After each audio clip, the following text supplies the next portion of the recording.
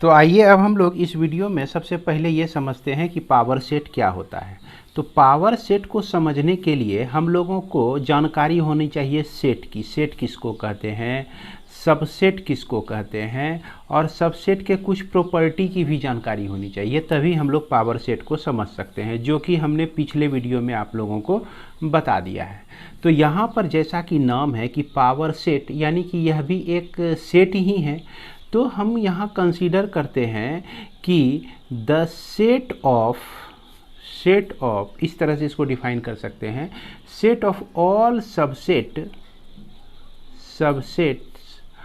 Of A given set A is called power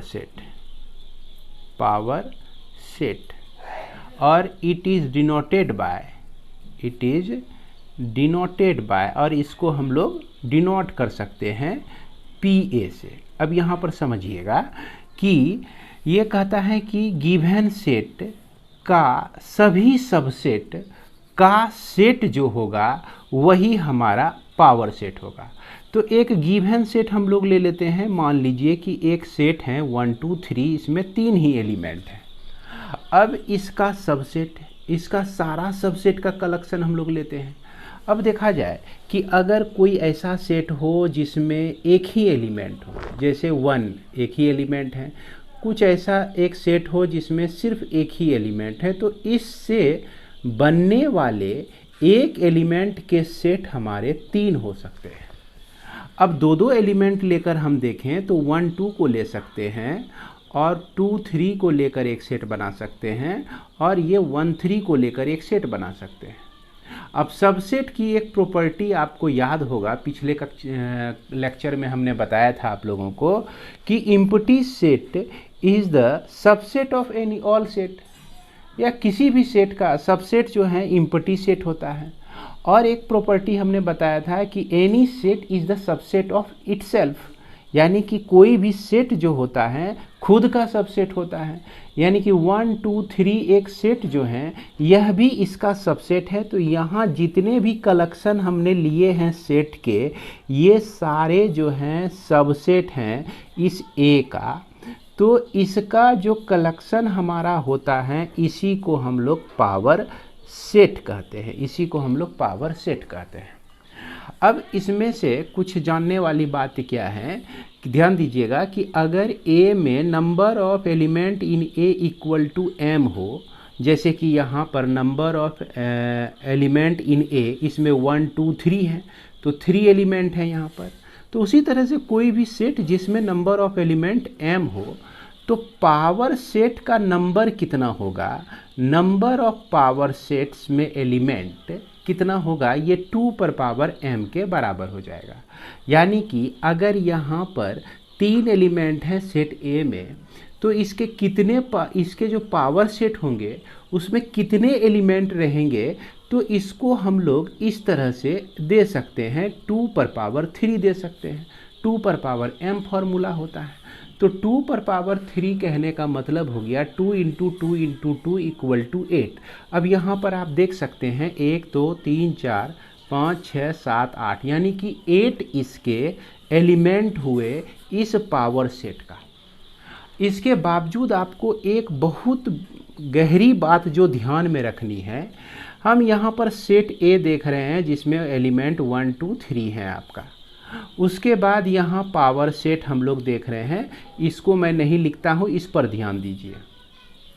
अब यदि कहा जाए कि यह जो है 2 आपका, 2 एक सेट है, मतलब कि एक सेट है जिसमें एलिमेंट है 2 आपका, और ये सिंगलटन सेट है, ये जो है सबसेट हो जाएगा आपका ए का।